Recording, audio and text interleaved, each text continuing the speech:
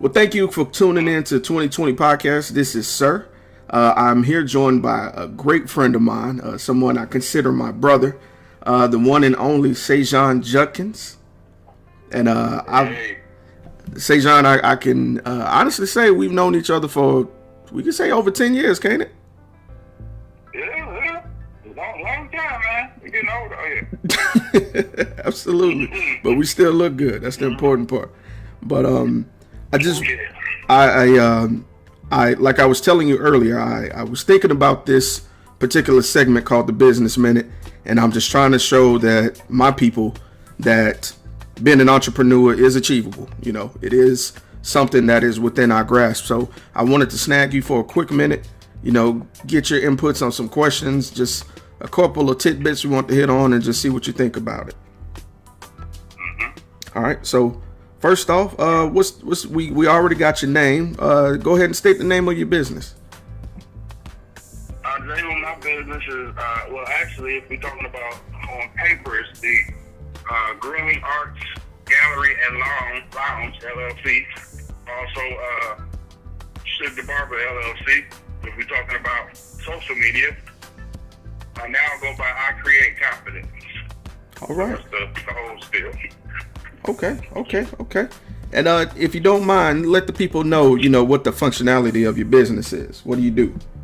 The functionality of the business, I am a barber by trade. I stopped telling people when they say, what do you do? I stopped saying I'm a barber, and I started saying I create confidence. So then it makes them ask me a question, well, what do you do to create confidence? Well, I create confidence through enhancing your image. Okay. It just keeps going on. So it gives me an out to be able to fully explain, because there's a lot of people out here that cut hair. But what makes me different? So exactly. The functionality of my business is to make you look better and feel better. All right. I like that, brother. I like that answer. Because that kind of tallies on to another key point I want to ask. You know, with the trade, you know, you in this business world, you have to stand out, and you did touch on that by making yourself different. And you kind of, with your answer, you kind of plug yourself. I like that. It kind of keeps you separate from everyone else. How long have you been active, brother? I've been cutting since 2013 is when I started officially. The true answer, and I'm pretty sure you remember back then in 2008, you were actually the first head I ever cut. You probably didn't know that. You were actually the first head that I ever cut. And when I did it then, it was just because I was broke. It had nothing to do with me wanting to become a barber. But that was the seed for what it is now. Yes, sir. No, I actually remember that. That was back when we was living in Laurelwood in Huntsville. And oh yeah. I remember you just so happened to have your clippers with you, and I needed one bad. Yes, sir. Yeah, I needed that $5. All right. We'll transition to the next point. You know, you said the seed was planted in 2008. And 2008 to 13 is a long time.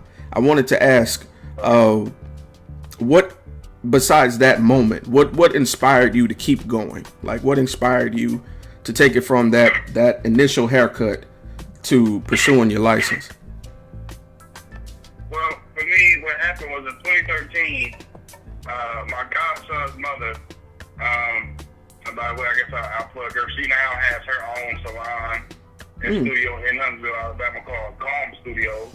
Her name is Natia Joyner, and she's always had a heart for the homeless and disadvantaged women and stuff like that. So she wanted to do a back to school event at the Salvation Army down there off Governors in Huntsville. And she knew that I had clippers, because I would cut my own head and do my own beard or whatever. And she was like, if you got clippers, why don't you come and cut hair for the back to school event, and I'll do hair. And I'm always down to help people, so I was like, well, yeah, even though I really didn't know what I was getting myself into, I wasn't necessarily a barber at that point. I didn't know how to cut somebody's hair besides cutting it down all even and lining it up or whatever. That was pretty much all I knew. I had guards, but I didn't know what I put the guard on just to cut my beard down. And, I went up there. We did it on a Sunday after church. Mm-hmm. And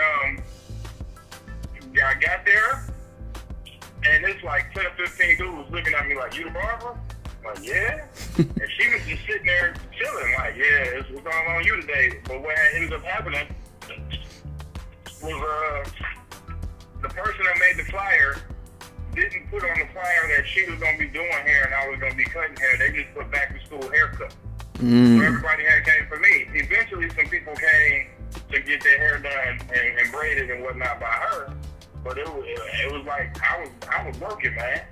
Mm-hmm. And I mean, I messed up probably all them dudes' heads, so I ain't gonna lie to you.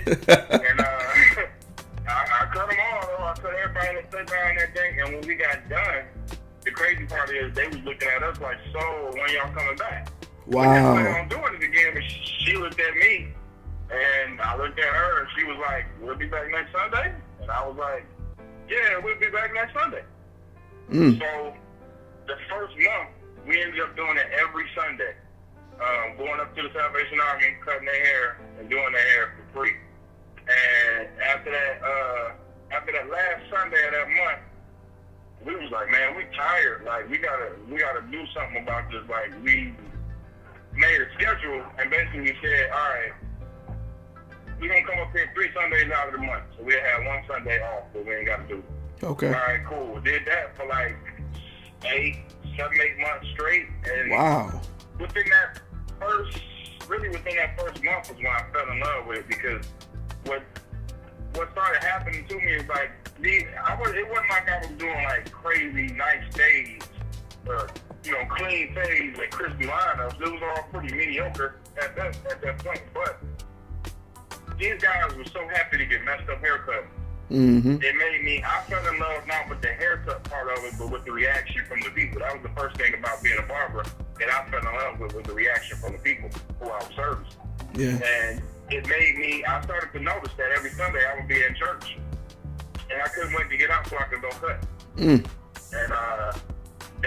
that kind of the beginning stages of the story. I ended up going up to one of my homies who he was the barber on campus when we was in college. His name was Chris Deputy. Oh, yeah. And by this time, by 2013, he had his own shop called Dead City Barber Shop. Yes, and I sir. would go up there and let him shave my head and do my beard every now and then. I knew he had a chair open, so I had asked him, "Hey man, can I come in and I guess you be a barber up here and look at you and learn from you?" And he was like, "Yeah." And that's where it all started, man. All right. Shout out to Dep City. Yeah, that was, not gonna lie, Chris Depp was my barber for just about all of them years I was in Huntsville. Just about. Yeah. That's that guy, man. But I found it interesting that you're saying that you fell in love with the fact that they were so grateful. It was the service aspect that drew you into it. I think that's pretty amazing. That's commendable. That I really respect that. Now, I want to ask you, coming from that point, going into the barbershop business, learning from Chris Depp, who's a great barber, by the way. If you're in Huntsville, please hit up Dep City. Wonderful atmosphere, family friendly, absolutely fantastic environment. But learning from him, did you encounter any obstacles? Getting your foot in the door, really honing the craft. Oh yeah, definitely. So for me, the first obstacle was getting clients. Like back in the day, when I say back in the day, I mean like 90s, 80s. I ain't gonna say it was easier for barbers to get clients, but most of the time barbershops was set up in places where people walked around all the time. That's kind of where the term "we accept walk-in" or "walk-ins are welcome" came from. People walked around their neighborhood back in the day. You walked everywhere. You rode a bike. Everybody wasn't driving and taking Ubers and whatnot. So it was easy to catch. I guess I can use the term. It was easy to catch some fish because they was always walking by. But by 2013, when I started cutting for real, people weren't walking around like that or whatever. And so getting clients was the first obstacle. Like, but at first, at least, really to tell the truth, I never had a consistent clientele while I was at Dep City. I had certain days, maybe on Saturday, I might get the people that, that was kind of waiting on Chris, because at the time, he wasn't, or nobody in the shop was going by appointment at that particular time. Yeah. So guys would come in and, you know, you go, how many you got? And he got 4, 5. And it would be that one guy who was like, man, I don't feel like waiting. I'm just going to let the new guy come in here. Mm-hmm. So, you know, a lot of the times I was sitting there watching or whatever. I wasn't cutting. I was just watching, which is frustrating. And then I wasn't a full-time barber at that point. I had a regular job, and I would leave the job and go to the shop with no clients every day, Monday through Friday, and I would be up there on time. You know, sometimes I was there before Chris on Saturday because he trusted me enough to give me a key. Mm-hmm. And I'm just an early type of guy. Sometimes I ain't saying I ain't gonna sit up here and make it seem like, and I'll always be Chris to the shop. No, it wasn't like that. But it was a lot of times where, you know, I did get to the shop before anybody else, and you know, stuff like that, and that could be very frustrating because it's like I need this extra money because I'm not making that much money on my regular job right now in the first place.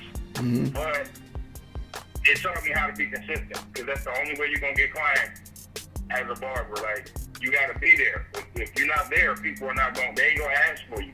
And you're not going to be able to catch that one person that's tired of waiting. If you catch that person that's tired of waiting and do good on him, you might be able to get some other people. You know what I'm saying? Yeah. So that was the first frustrating thing when I first started. And then it happened again because, as you know, I moved to Dallas, Texas. And I always like to say I started barbering in Huntsville, Alabama, but I didn't really become a barber for real until I got to Dallas. Okay. That was where I started barber school at the Master Barbers Institute at Dallas, Texas. Little place they call it Oak Cliff on the Mexican side of town where I was, and that's where I really got my bones and learned some skill when it came to being a barber when I got to Dallas. But I ended up having to abruptly come back home to Detroit. So I couldn't finish barber school out there. And I came home and I knew one thing for certain. And that one thing that I knew was that I was not going to be working for somebody else. I heard that. Barber was what I was going to be, and I was going to figure that out. And I'm not like Dang Dash. I'm not going to sit up here and be like, all y'all people working for other people, you ain't no boss. That's stupid. Somebody got to work for somebody. Everybody can't be a boss. That's just the truth. Yeah. And I just knew it wasn't for me. I knew clocking in and working for somebody else at that particular time wasn't for me. So I found a shop that let me get in that shop. I got in that shop, and I was there. The shop opened at 9 o'clock, Tuesday through Saturday. I was there at 9 a.m. every Tuesday through Saturday with no clients. And then it took that 1 or 2 times for me to lay somebody out. When I say lay somebody out, I mean I did real good on their haircut. Uh-huh. For people to be like, man, I'm going to bring my son to you. I'm going to tell my husband to come to you or whatever. And maybe, I don't know what else you're going to ask, but I may be able to explain a little bit more about that later on. Right now. I feel like I'm going on right now, so I'm going to stop. Hey, man, it's 2018, bro. Yes, sir. But that definitely is a story, and I really want to bring that up because you mentioned that your story, although it may have began in Huntsville, it didn't end there. You know, it took that transition from Huntsville to Dallas, from Dallas to back home, and you did mention that it was a bit abrupt. You know, and just that is life. You know, sometimes things might change and something might go a different way, but you still knew what your end goal was. You know, so I really appreciate that. So that's leading me to my next question then. In all these years, what experience out of all of these have you found to be the most memorable? The most memorable? Uh-huh. There's a lot of them, man. I tell you what, while you do that, I'm gonna pat you on the back a little bit. I hate to ask you a question and then just swerve you a little bit, but I'm gonna pat you on the back. It was something you did that I thought was oh so dope. I can't remember what year it was. It was when you was back in Detroit. Two things you did independently that made me step back and say, wow, that's phenomenal. The one thing you did was you posted a picture of you cutting a young man's hair. And you was like, well, I'm cutting this young man's hair for free because I told him if he got all A's, he'd get free haircuts from me. Mm-hmm. I thought, Yeah, I remember that kid. bruh, that blew my mind. Cause like Wow. in our community, like something you take for granted or something as menial as a haircut that we may take as a chore, you know, in some cases, to get that kind of feedback, you know, from an adult in the community like that is really reinforcing for all the right things. You're setting that expectation where when you do right, you can get a blessing. You know, when you do what you're supposed to, be studious, and you can get blessed in other ways. And I really commend you on that. And also, you also were one of the first people I noticed who would cut hair while having your kid, the children that you're cutting, read books to you. Right. I actually did that again for Easter this year. I think that's really dope. What's crazy is all of that stuff really comes back to the Salvation Army. Because one thing, it's two things when people ask me stuff like, man, how'd you build your clientele? Or, you know, what do you think your success came from? The one thing the first thing I usually end up saying is, man, it has nothing to do with my ability as a barber. For me, it's because I pay my tithes faithfully. But beyond that, it's I started in this barber world as a servant. Literally. I didn't start cutting hair because I met a barber that was making a bunch of money. I didn't know how much money barbers made. And in that first year, I actually looked up, you know, what was the median, you know, income of a barber one time, and that was while I was in Huntsville. And when I looked it up, it said the median income of a barber was like $25,000 to $30,000 a year, which is not a lot. It's not a very small amount, but it's not a whole lot all at the same time. And I looked that up, and I eclipsed that. I ain't gonna lie. I mean, I don't know if you want to get into numbers at some point, but it's crazy. Sky's the limit. I just put it like that in the barbering world. But for me, money was not the motivation for me being the barber. The motivation for me being the barber was serving people. So it was easy for me to be there with no clients because I already knew what that felt like. I knew what not having clients felt like already. So I got frustrated because within that first 4 months when I came home, I was struggling a lot. I was struggling when I came home. I was struggling before I came home. And it was a mountain building of struggle or whatever. And I remember having a conversation with God and saying, Lord, look, at the time I was, how old was I? 32, 33, something like that. I'm 35 now. And I remember telling God, look, man, it was August of 2015. I had moved home in June of 2015. And I said, Lord, if this barbering thing don't work out by December, I'm gonna get a regular job, and you know, I'm gonna get a regular job, and I'm gonna be a man. I'm gonna work, and you know, try to move up the ranks for that job. That's that. So, if this is your destiny for me at this point in time in my life, it got to work by December. And I said that, and September was a good month. I had a little consistency. Then October came. That first week was good. Second week was good. That third week, October came, and I was like, hey, everybody, do anybody need a haircut? And people just stopped coming. I don't know what happened. It was like a drought for like 3 weeks. And I got real frustrated. I got real down on it. I was really ready to quit. I probably quit every week for 2 months straight. It was this one guy who used to be a stylist at the shop. And he doesn't work at the shop that I was at anymore, but he was there that day, and he seen this look on my face. And he just looked at me and said, man, don't give up. You good. You real good at this. Keep going. And I looked at him, and he was like, nah, man, I know that look.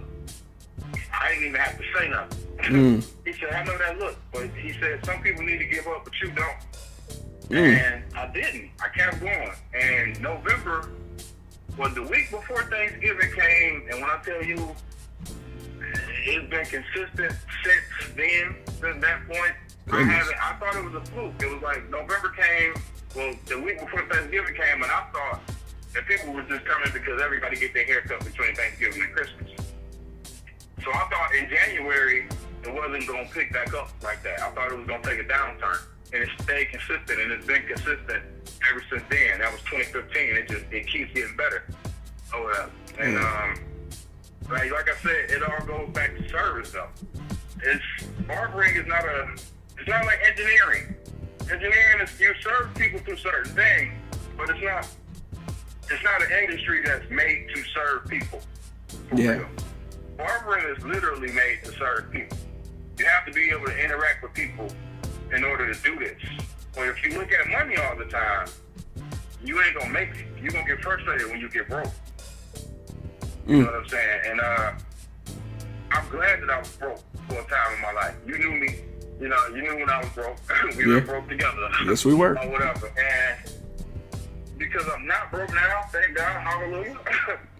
I'm glad that I've been broke before. Now I know what it feels like. So I don't have to be afraid of it. You know what I'm saying? I don't have to be afraid of being, because some people look at being broke as being a failure. If you're broke, you're failing. Okay, that's fine. People fail sometimes. But if you're afraid of failure, you'll probably stay there. Ooh, that's deep. You're so inundated with the fact that you're there and dwelling on it that you forgot to try to get out. Because you never experienced it before. And because I experienced it, I'm not scared of it. Like, I know what it is to have to stretch $20 for a whole week, or stretch $10 or less for a whole week, or eat ramen noodles every day for 2 weeks straight, or some days eat one meal. I know what it is to have to call in to work because you don't have enough gas to get there and back.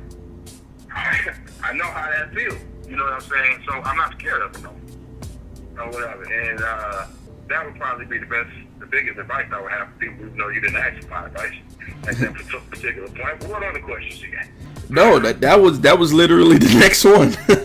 What words of encouragement would you have someone, who's just starting? And you said it all is don't focus on where you are right now, but the effort that you're putting to get towards your goal. I really respect that. I really respect that. So definitely. Last question, because I know you got appointments like you told me. Where do you see your business in 1 year, 3 years, and 10 years? Go. Okay.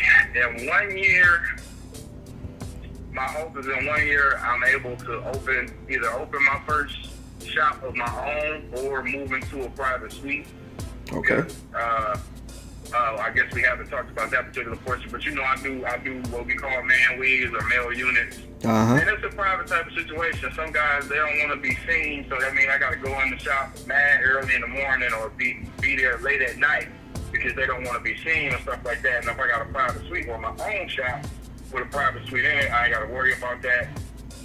In 3 years, hopefully my shop is open and I have employees that I have a good team that I can, not necessarily lean on, but I can be able to step away a little bit.